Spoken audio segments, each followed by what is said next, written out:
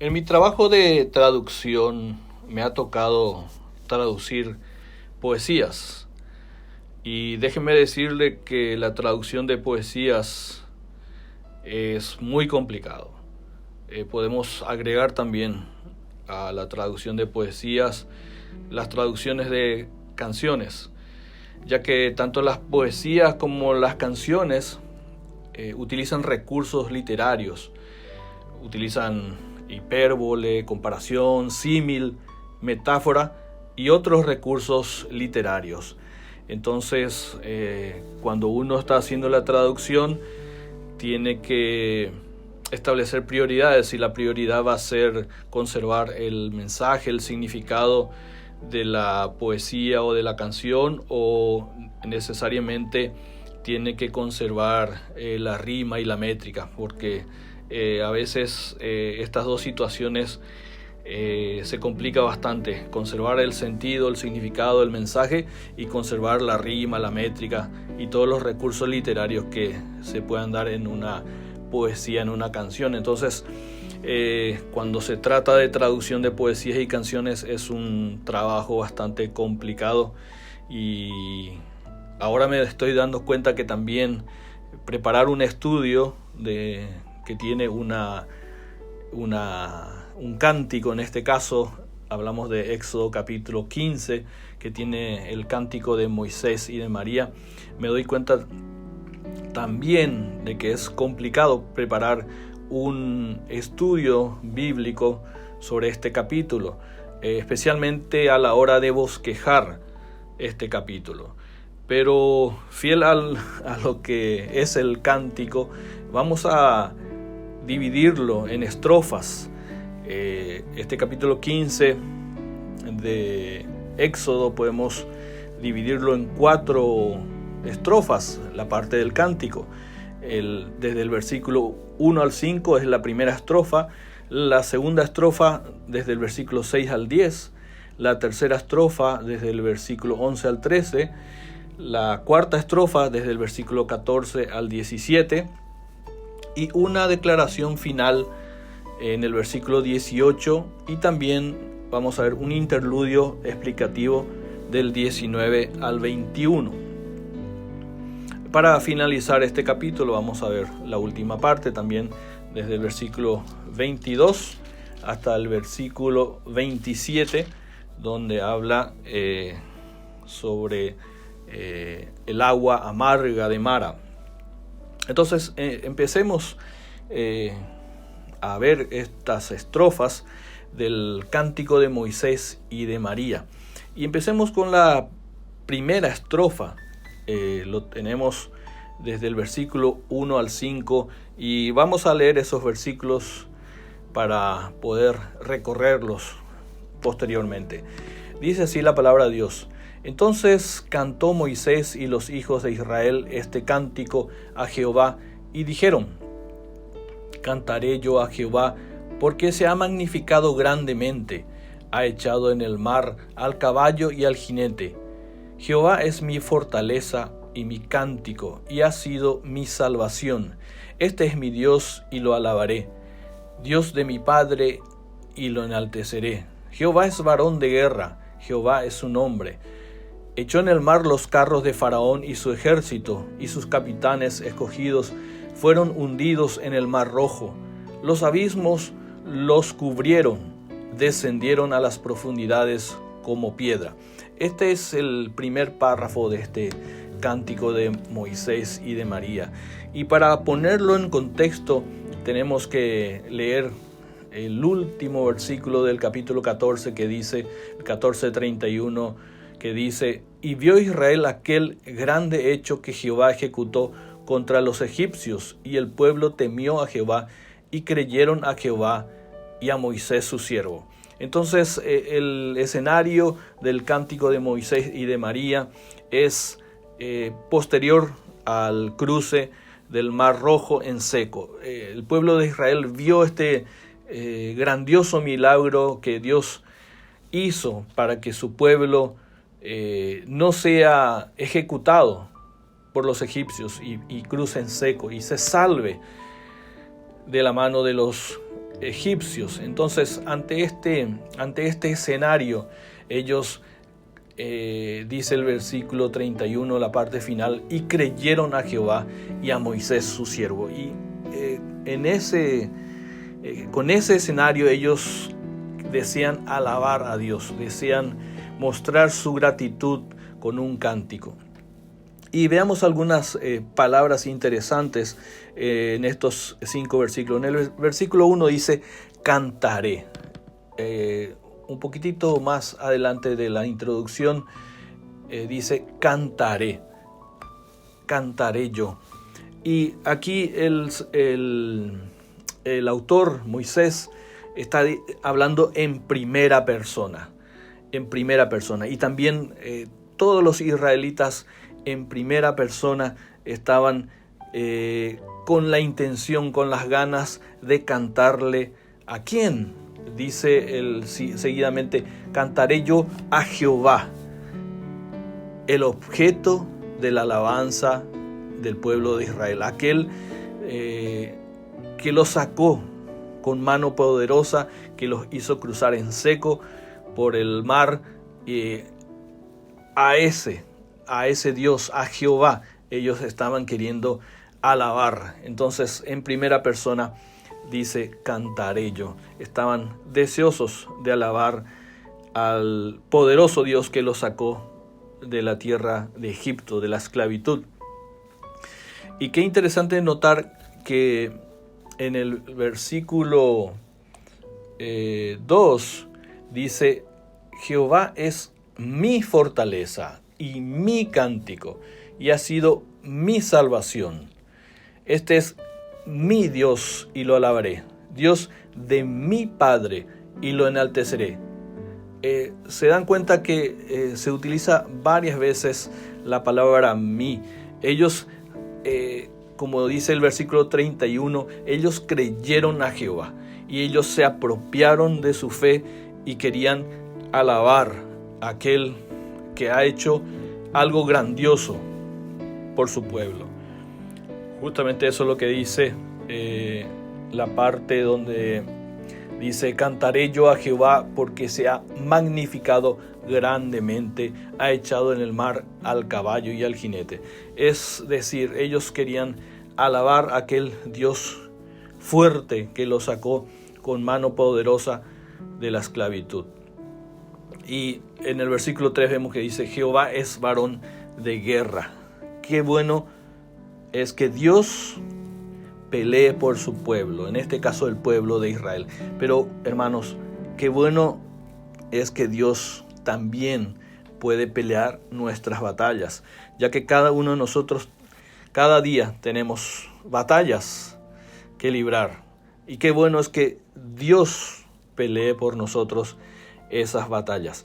Y en el versículo 4 vemos que dice, echó en el mar los carros de Faraón y su ejército y sus capitanes escogidos fueron hundidos en el mar rojo. Los carros de Faraón y sus capitanes escogidos. En el capítulo anterior, en el versículo 7, en el 14:7, se dice que lo siguiente, leamos, 14:7. Y tomó 600 carros escogidos y todos los carros de Egipto y los capitanes sobre ellos. Este grupo de carros escogidos y de sus capitanes que estaban al mando de estos carros era un grupo de élite. Es decir, lo mejor que tenía el faraón envió para perseguir al pueblo de Israel. Y sinceramente el pueblo de Israel no tenía ninguna posibilidad de sobrevivir al ataque de estos hombres de élite, de estos guerreros seleccionados. No había posibilidad que Israel se salve, pero efectivamente a través del poder de Dios eso ocurrió. Por eso en el versículo 2 dice, Jehová es mi fortaleza y mi cántico y ha sido mi salvación. Entonces la salvación del pueblo de Israel fue una salvación física. Ellos se salvaron de perecer en las manos de estos hombres escogidos, estos hombres de élite enviados por Faraón. Y en el versículo 5 dice, los abismos los cubrieron, descendieron a las profundidades como piedra. Aquí se nota que la victoria que Dios les dio a los israelitas fue total, contundente. Descendieron a las profundidades como piedra. Es decir, no había posibilidad que estos egipcios puedan volver de las profundidades. Estaban ya muertos, exterminados por el poder de Dios. Entonces esa victoria es definitiva. Y hermanos, qué bueno es que Dios peleó por su pueblo Israel. Dios los salvó al pueblo de Israel. Y así también a nosotros un día nos salvó, no físicamente, sino nos salvó de nuestros pecados, de ser condenados eternamente por nuestros pecados. Entonces tenemos la salvación, al igual que Israel. Ellos se salvaron físicamente, pero nosotros estamos, por así decirlo, salvados de la condenación del pecado. Qué bueno es que Dios pelee por nosotros. Dejemos a Dios que pelee por nosotros, por nuestras batallas, y a través de eso tendremos victoria. Sigamos con la segunda estrofa, que va desde el versículo 6 al versículo 10. Dice así la palabra de Dios. Tu diestra, oh Jehová, ha sido magnificada en poder. Tu diestra, oh Jehová, ha quebrantado al enemigo. Y con la grandeza de tu poder has derribado a los que se levantaron contra ti. Enviaste tu ira, los consumió como a hojarasca. Al soplo de tu aliento se amontonaron las aguas, se juntaron las corrientes como en un montón. Los abismos se cuajaron en medio del mar. El enemigo dijo, perseguiré, apresaré, repartiré despojos. Mi alma se saciará de ellos. Sacaré mi espada, los destruirá mi mano. Soplaste con tu viento, los cubrió el mar. Se hundieron como plomo en las impetuosas aguas. Aquí en la segunda estrofa vemos que se repite de cierta manera la victoria que Dios tuvo sobre su enemigo, el ejército de los egipcios. Pero aquí vamos a ver que esta victoria se retrata de manera gráfica y demuestra la grandeza de Dios y lo pequeño de su enemigo, es decir, los egipcios. Y decimos que se retrata esto de manera gráfica porque en esta sección, desde el versículo 6 al 10, vamos a ver interesantemente que se utiliza, por ejemplo, el antropomorfismo. ¿Qué es el antropomorfismo? Bueno, antropos significa hombre y morfismo viene de morfo, de forma. Entonces podemos decir que el antropomorfismo es un recurso literario en donde se le atribuye a Dios características humanas. Por ejemplo, tenemos en el versículo 6 que dice, tu diestra, 2 veces, tu diestra, oh Jehová, ha sido magnificada en poder. Tu diestra, oh Jehová, ha quebrantado el enemigo. Dios es espíritu y no tiene una mano derecha. Entonces lo que se está haciendo es utilizando un recurso literario llamado antropomorfismo. Se le da una característica humana para resaltar, explicar, graficar algo. Y en este sentido el poder de Dios, la diestra poderosa que quebrantó al enemigo, es lo que se está queriendo explicar. Entonces en el versículo 8 dice, tu aliento, al soplo de tu aliento se amontonaron las aguas. También antropomorfismo, un espíritu no tiene aliento, Dios es espíritu. En el versículo 10 dice, soplaste con tu viento, los cubrió el mar. Entonces aquí se utilizaron 3 antropomorfismos: diestra, tu aliento, soplaste. Evidentemente Dios es espíritu y no tiene una diestra o un aliento, o no puede soplar así, digamos, como nosotros soplamos, como los humanos. Pero sí tiene el poder de utilizar la naturaleza y que soplen los vientos. Entonces tiene todo el poder para utilizar la naturaleza para cumplir sus propósitos. Entonces eso es un recurso literario. Otro recurso literario que se usa en esta sección desde el versículo 6 al 10 es la comparación. Y vemos en el versículo 7, por ejemplo, antes en el versículo 5 dice: descendieron, al final del versículo 5, descendieron a las profundidades como piedra. La palabra como habla de comparación.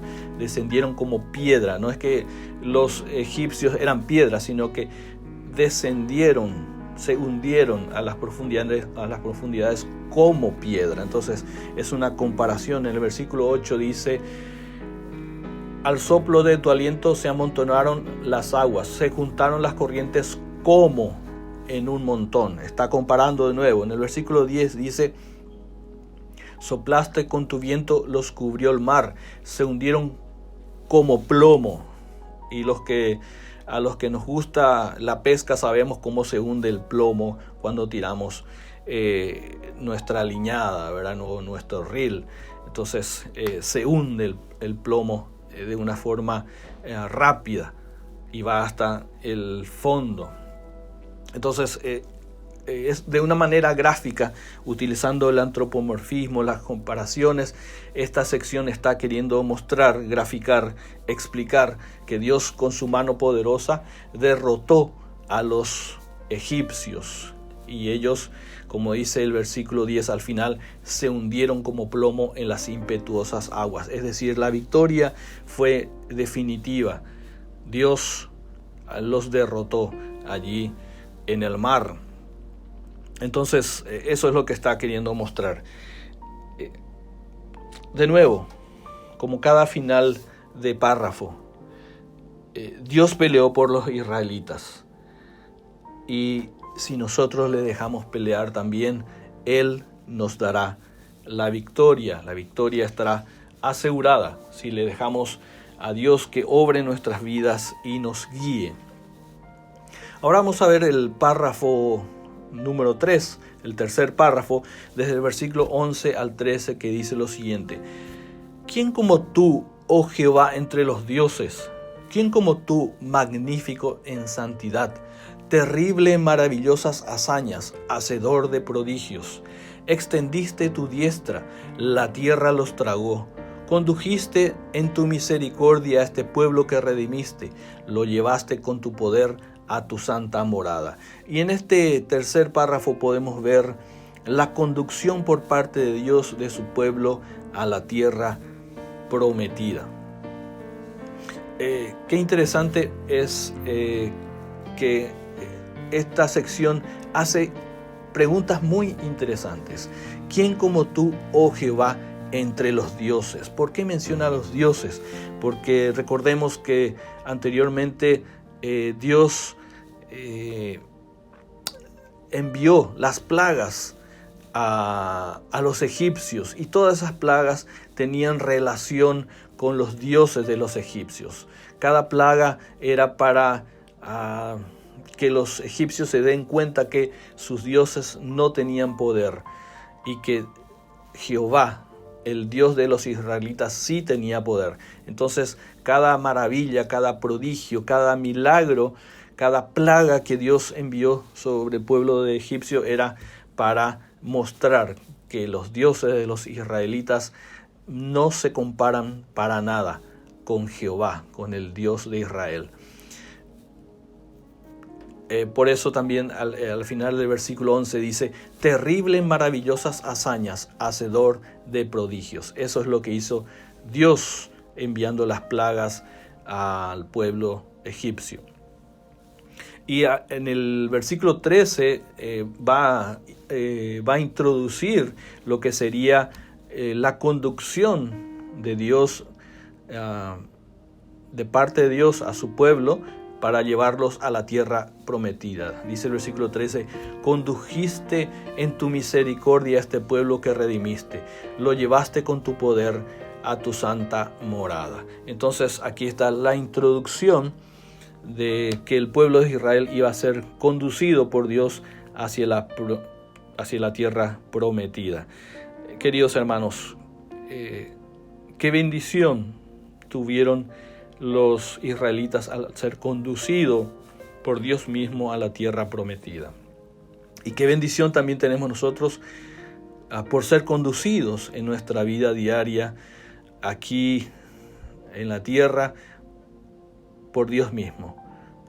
Ser conducido por su palabra, ser conducido por su Espíritu Santo en obediencia a su palabra y a su Espíritu Santo. Qué bendición es ser conducido por Dios.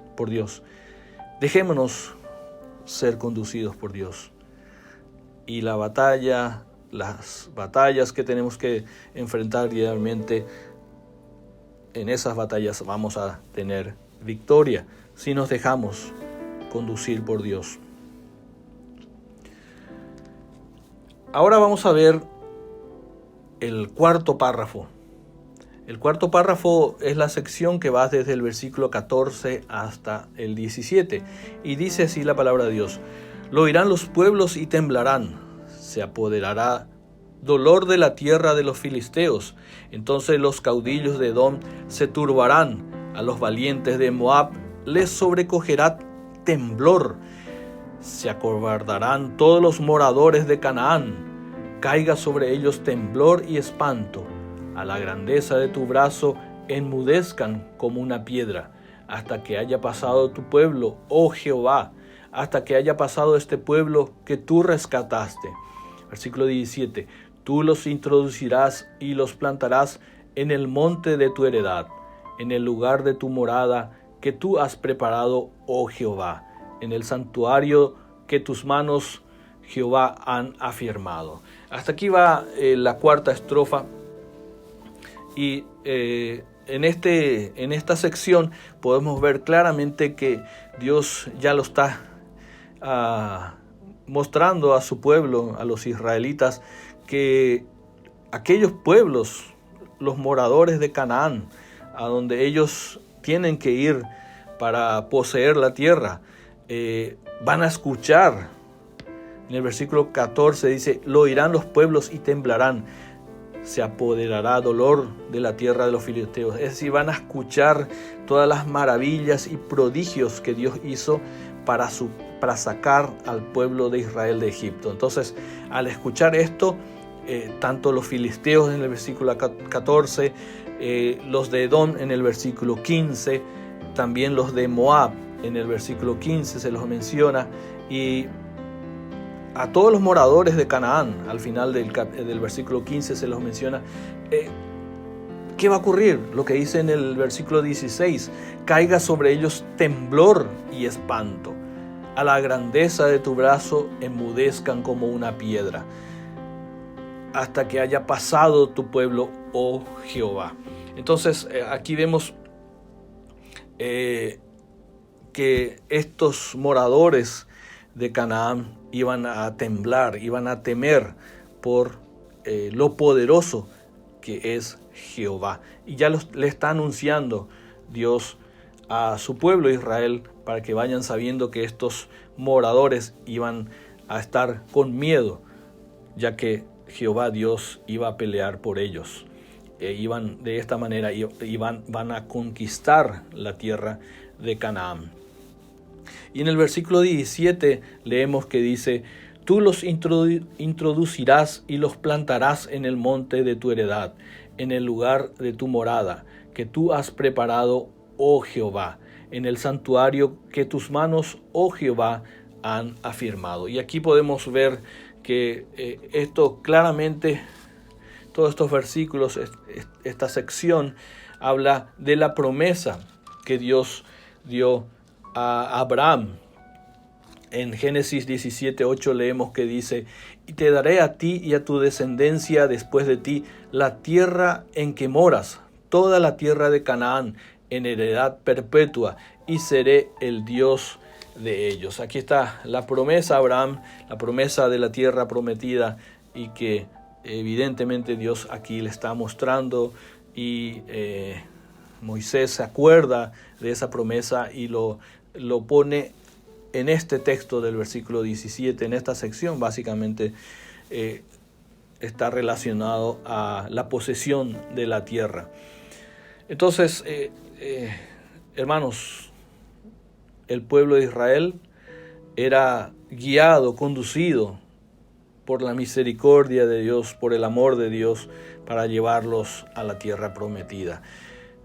Nuevamente, hermanos, dejemos que Dios nos conduzca, nos lleve hacia donde Él quiere que estemos, hacia donde Él quiere que vayamos.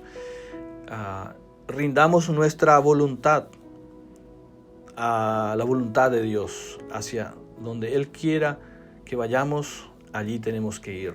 Seamos sensibles a la voz de su llamado. Entonces, finalmente, en el versículo 18 hay una declaración final para terminar lo que es el cántico de Moisés y de María, que dice: Jehová reinará eternamente para siempre.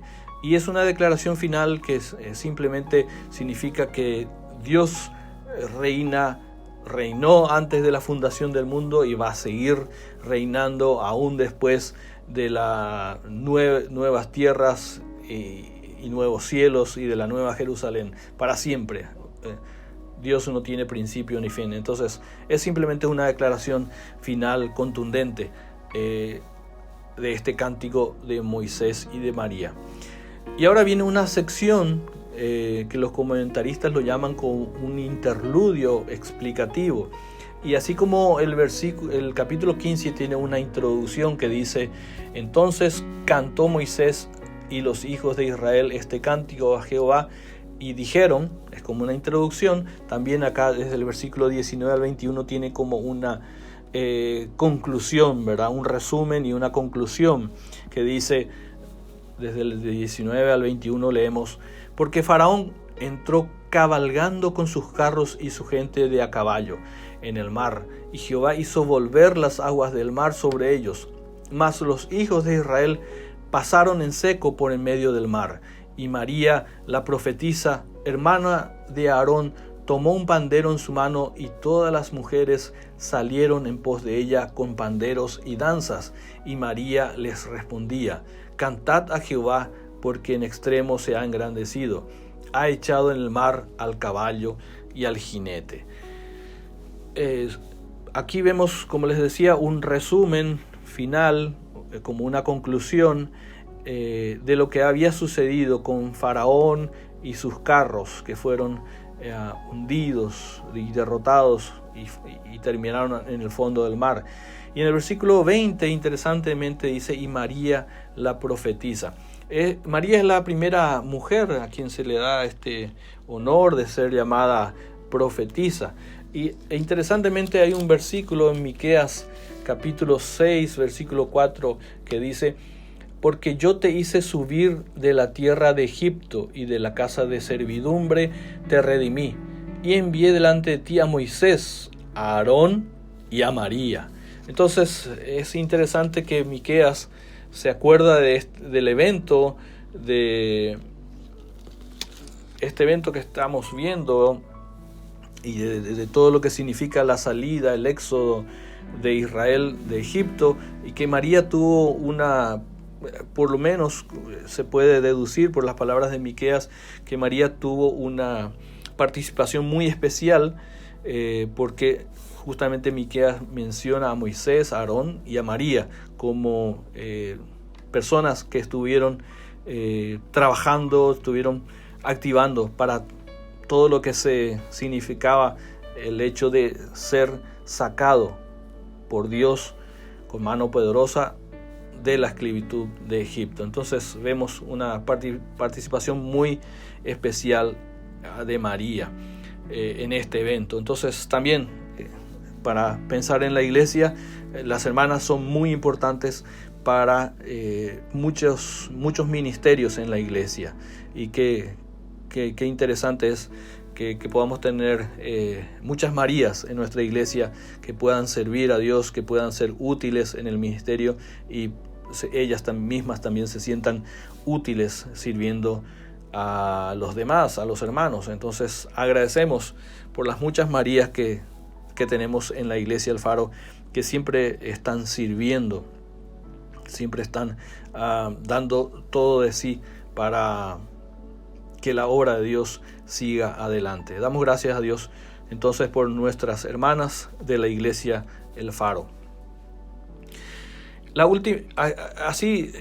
esta parte termina lo que sería el cántico de Moisés y de María, y dentro del mismo capítulo tenemos el relato del agua amarga de Mara, que va desde el versículo 22 hasta el versículo 27, que dice lo siguiente: E hizo Moisés que partiese Israel del mar Rojo, y salieron al desierto de Sur, y anduvieron 3 días por el desierto sin hallar agua, y llegaron a Mara, y no pudieron beber las aguas de Mara, porque eran amargas. Por eso le pusieron el nombre de Mara.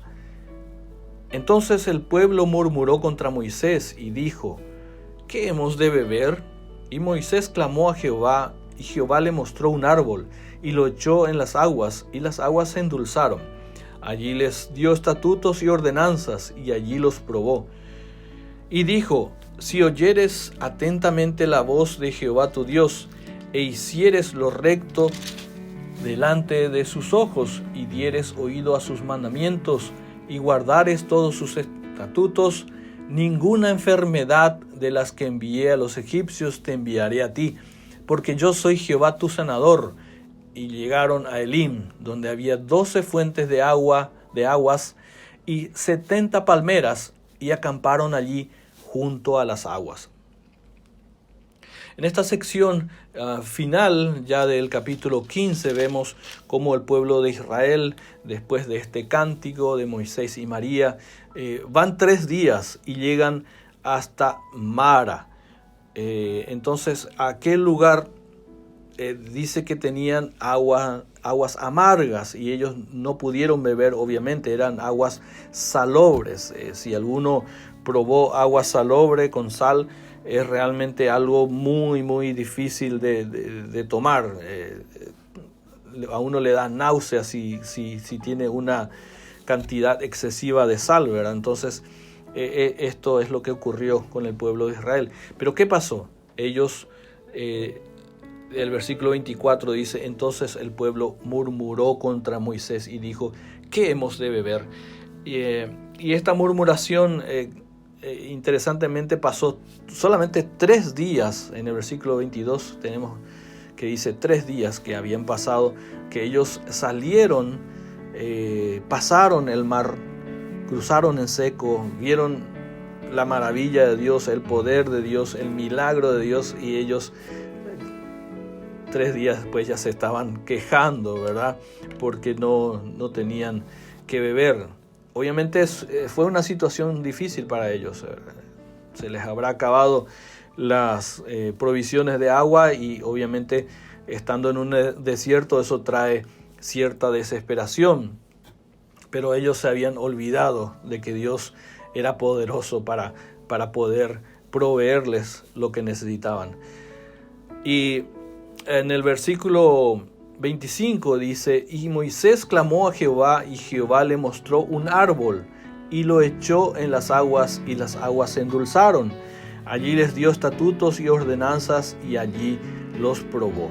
Vemos que en el versículo 24 también dice, versículo 25 dice: Y Moisés clamó a Jehová, la parte inicial. Entonces Moisés, viendo esa necesidad, pidió a Dios, oró a Dios, rogó a Dios, y Dios le guió hacia un árbol, y Moisés tomó la rama de ese árbol y lo echó en las aguas, y las aguas se endulzaron. Ahora, eso no quiere decir que esta planta era KGE o era una planta milagrosa, no. ni se menciona el tipo de planta. Podemos comparar esta planta como la vara que Moisés extendía y el milagro sucedía, no por la vara, no por Moisés, sino por el poder de Dios. Entonces la misma cosa aquí, no es que esa planta era mágica, no es que esa planta tenía propiedades como el canje, no, de ninguna manera. Sí, era el poder de Dios que estaba obrando un milagro y entonces esa agua que era salobre, esa agua que era amarga, se volvió agua potable, agua que se podía beber. Entonces estamos ante un milagro. Entonces, al final del versículo 25 dice, y allí los probó. Vemos que el pueblo de Israel fue probado. Y dijimos anteriormente que solo 3 días habían pasado del cruce del mar en seco, y ellos ya se estaban quejando. Muchas veces así también nosotros, ante una necesidad, ante problemas, nos quejamos.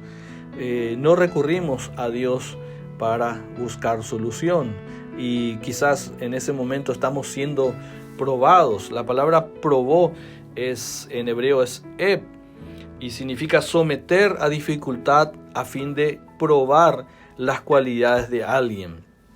Entonces Dios a veces permite que nosotros tengamos algunas amarguras. Para hacer una comparación, pasemos por algunas amarguras, como pasó el pueblo de Israel con el agua amarga. Entonces a veces Dios permite que pasemos por algún tipo de amargura, pero tengamos en cuenta que quizás estemos siendo probados, y al ser probados Dios quiere sacar lo mejor de nosotros. Tenemos que confiar en Dios, permanecer en Él, permanecer bajo la prueba, y Él nos va a dar la salida y nos va a ayudar para salir airoso de la prueba, así como lo hizo con Israel, porque vemos que a partir del 26 dice lo siguiente: y dijo, si oyeres atentamente la voz de Jehová tu Dios, e hicieres lo recto delante de sus ojos, y dieres oído a sus mandamientos, y guardares todos sus estatutos, ninguna enfermedad de las que envié a los egipcios te enviaré a ti, porque yo soy Jehová tu sanador. Qué interesante notar que en este versículo, al principio del versículo 26 dice, y dijo, si oyeres atentamente la voz de Jehová tu Dios, e hicieres lo recto delante de sus ojos, y dieres oído a sus mandamientos, y guardares todos sus estatutos. Entonces, en todas esas palabras donde enfaticé con mi voz, es condicional. Si oyeres, si hicieres, si dieres, si guardares. Entonces todo eso es condicional. Si oímos la palabra de Dios, si hacemos lo recto delante de Él, delante de sus ojos, si prestamos oído, si le escuchamos a sus mandamientos, si le hacemos caso, si guardamos sus estatutos, eso significa si cumplimos lo que dice la palabra de Dios, entonces esta promesa fue exclusiva para el pueblo de Israel. Si ellos hacían todo eso, entonces ninguna enfermedad de las que envié a los egipcios te enviaré a ti. Decimos que era contextualmente exclusiva para los israelitas, porque específicamente dice ninguna enfermedad de las que envié a los egipcios. Entonces no se puede aplicar directamente a nuestras vidas, porque nosotros no vivimos en la época de los egipcios para recibir todas esas plagas de nuevo. Entonces por eso decimos que contextualmente esto es para los israelitas, pero podemos pensar en que nosotros como como seres humanos tenemos tres partes. Tenemos un espíritu, tenemos un alma y un cuerpo. El espíritu nos relaciona con Dios. El cuerpo nos relaciona con las cosas materiales, una mesa, una silla, etc. Y el alma nos relaciona con las personas. Y es el asiento de las emociones. Y el alma está ligado también con la mente. Entonces podemos quizás aplicar a nuestras vidas que si somos obedientes a la palabra de Dios, vamos a tener paz espiritual. Esta paz espiritual nos va a dar paz en nuestra alma. Como les decía, el alma tiene relación con la mente, nos va a dar también paz mental, salud mental, y obviamente todo este conjunto de cosas nos va a dar salud física, porque todo está relacionado, espíritu, alma y cuerpo, no se puede dividir del ser humano. Entonces, si somos obedientes, si hacemos caso a la voz de Dios, entonces vamos a tener una buena salud espiritual, una buena salud mental, y también una buena salud física. Obviamente Dios puede permitir que venga algún tipo de enfermedades a nuestras vidas, pero eso ya está en el plano de su soberanía, que es otro tema. Y al pueblo de Israel le dice, y a nosotros también, ¿por qué no? Porque yo soy Jehová tu sanador. Es una mención de un nombre de Dios, Jehová Rafa. Es el quien nos sana espiritualmente, nos sana emocionalmente, y por qué no también Él puede con su poder sanarnos también físicamente en alguna enfermedad que podamos llegar a tener.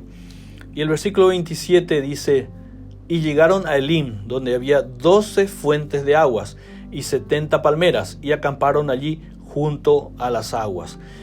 Qué interesante que Dios los condujo, los hizo pasar por el mar en seco, un milagro tremendo, con su mano poderosa los llevó a pasar por las aguas de Mara, aguas amargas, y ahora los conduce hasta Elim, donde había 12 fuentes de aguas que se podían consumir, y allí acamparon. Entonces, como vemos, hermanos, que Dios condujo a su pueblo por donde Él quería llevarlos y hacia donde Él quería llevarlos, y Él les proveyó de esa agua que tanto necesitaban. Así también en nuestras vidas Él nos conduce, a veces nos lleva y nos hace pasar por amarguras como Mara, como el pueblo de Israel, pero finalmente nos lleva a lugares como Elim, donde podemos encontrar reposo y podemos encontrar la provisión de Dios para nuestras vidas. Vamos a orar.